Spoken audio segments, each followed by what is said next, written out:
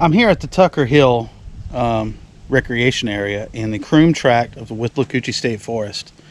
They call that because there's a fire tower right there, and this is an old family, Florida family that used to own this land. The last name was Tucker, and we're sitting on a small hill on the western edge of this tract, and there's a fire tower there. They call the Tucker Hill Fire Tower, so hence the Tucker Hill recreation area. You can see they have bathrooms. You can see they have bathrooms. They have a pavilion where you can have a picnic. And of course the kiosk for the trailhead. And if you look back into the trees, I took some pictures of it as well. I'll put those on. There's a picnic area with grills back there in the nice shaded area. Now, this is a fee area, like most of the trailheads in the state forest. However, the day use fee is a whopping $2 per person. And you get these envelopes. You get one of these envelopes from this little box here, the lower end, and it comes with a little hanger that you put on the mirror of your car, and you can use cash or check and pay your fee. It'll go in there and pay your fee for the day use area. So we're good. Now there's a few different places we could go from here, but I'm just going to stroll over to the kiosk. I want you to see something. These kiosks are always a bounty of information, particularly in the state forest. They put, everything that's here and also everything that's nearby. So you can get a good handle on what's around you.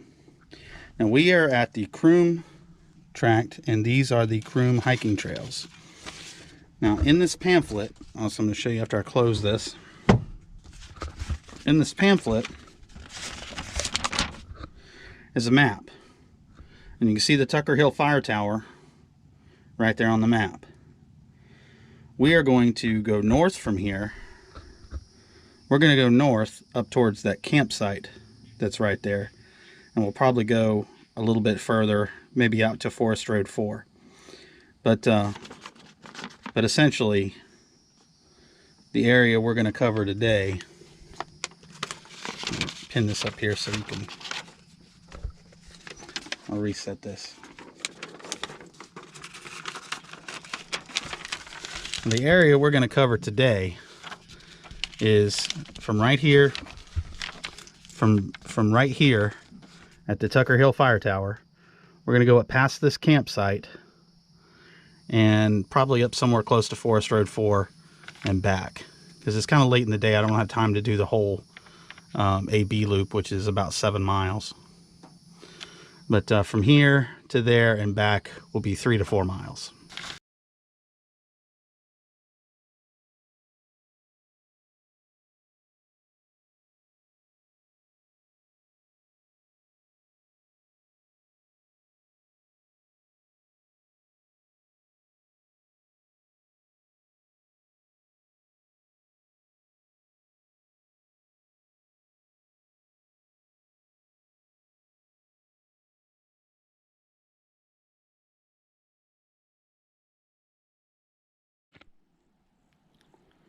I wanted you to see this campsite along the way. It's maybe 3/4 of a mile from the trailhead. It's not far at all. But there's several of these cleared out already, camp ready spots. There's one over there, as you can see in the distance. There's a camper there, so we're going to stay over here to not disturb them.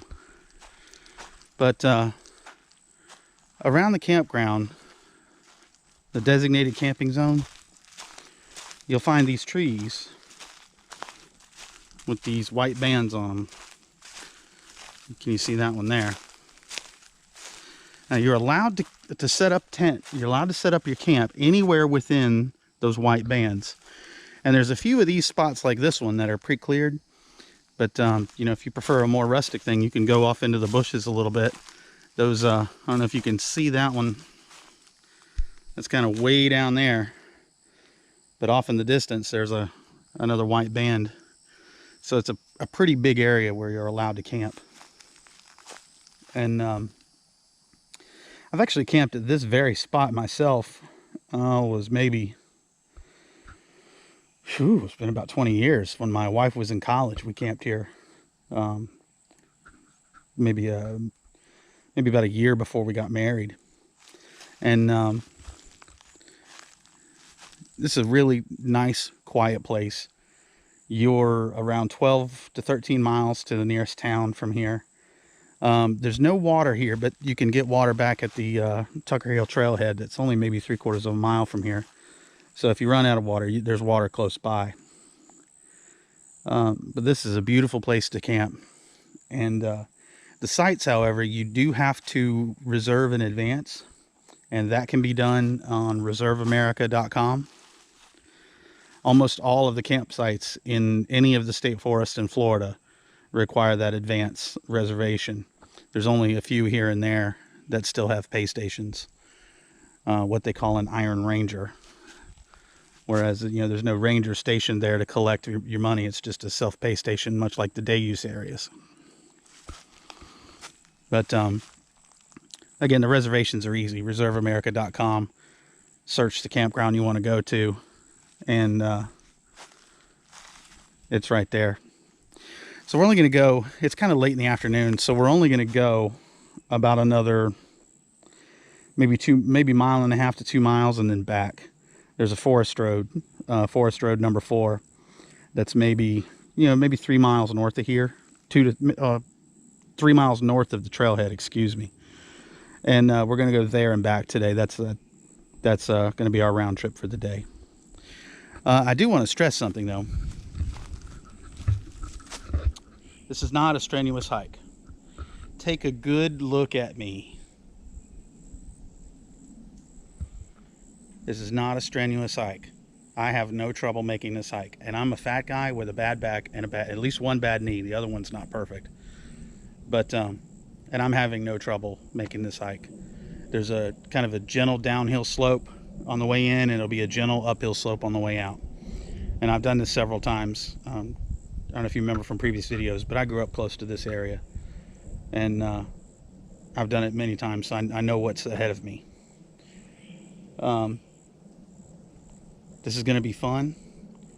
Keep staying along. The battery on my GoPro is running a little low, so I'm going to take lots of pictures, and I'll make a montage of that on my on the video. And as always, your comments, leave as many comments as you want. I'll be happy to answer any questions you may have. And if I don't know the answer, I'll know where to point you.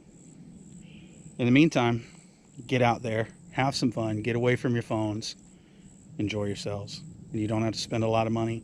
And I'm not that far from civilization to where I can't get away from civilization, if that makes any sense. You have a good day.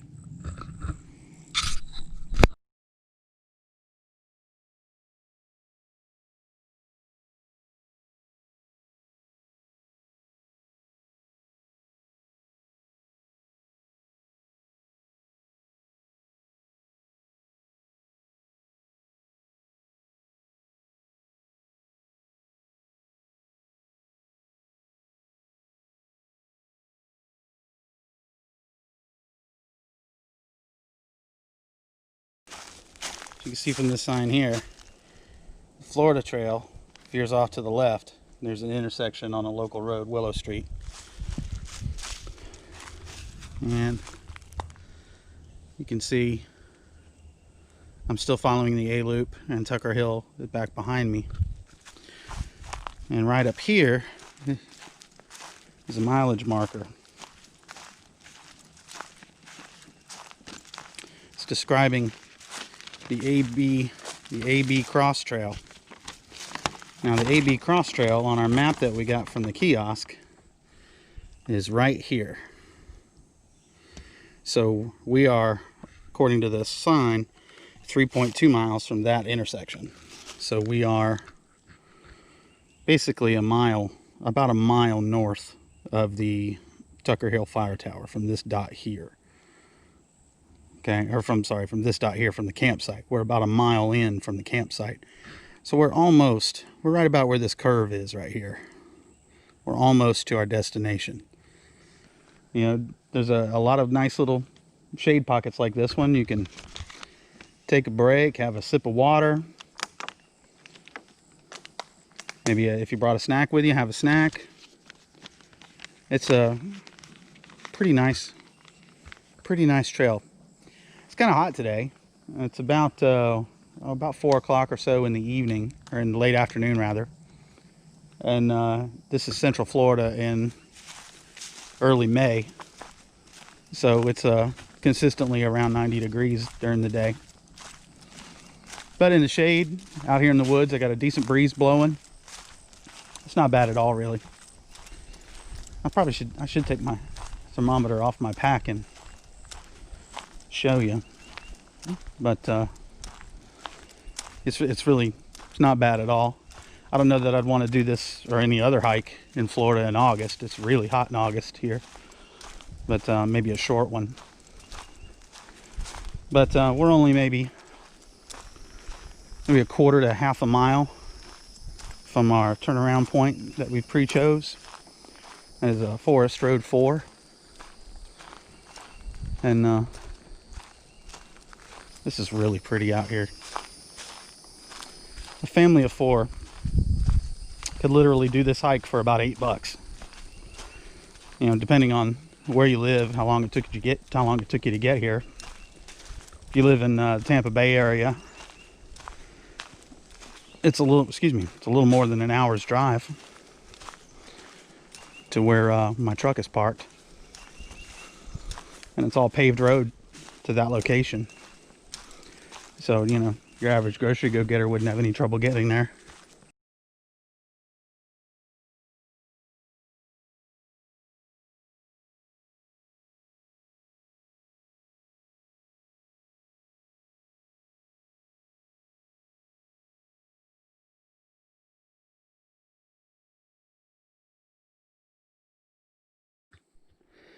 Well, here we are, Forest Road 4.